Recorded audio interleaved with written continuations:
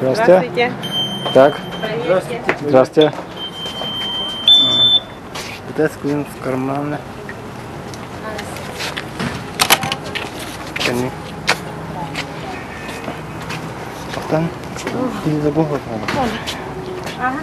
Оказывается, не так просто пройти в Олимпийскую деревню.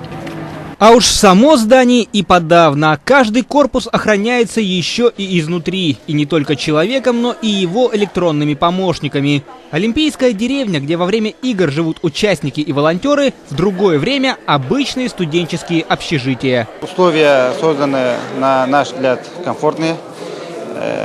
Имеется Wi-Fi связь, бесплатная Wi-Fi связь, кондиционеры,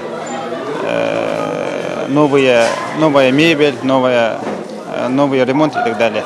Тут городок есть тут городок. Здесь всегда весело, всегда полно людей, всегда шумно и даже царит какой-то хаос. Но хаос этот организованный. Участники игр не кучкуются по разным углам, а безумолку разговаривают друг с другом. Ребята находят общий язык и с гостями из разных стран, и с волонтерами, и со всеми остальными. И никакого тебе языкового барьера. В Олимпийской деревне его в принципе не может быть. Как не может быть и тяжелых раздумий о результатах соревнований. Здесь царит совсем другая атмосфера, беззаботно веселая. Примерно то же самое творится и в комнатах, где живут участники. Мы напросились в гости к командам Индонезии и Кореи. Скажем честно, от наших школьников и студентов они мало чем отличаются. Также сидят за компьютерами, кто за играми, а кто в социальных сетях. Также любят устраивать дискуссии в коридорах и, конечно, читать. Этой толстенной книги хватит и на все время, пока идут игры, и на обратный перелет в Индонезию. Дружелюбные и общительные корейцы на вполне себе обычный вопрос, как же они приспособились к якутску и местной кухне, ответили очень необычно.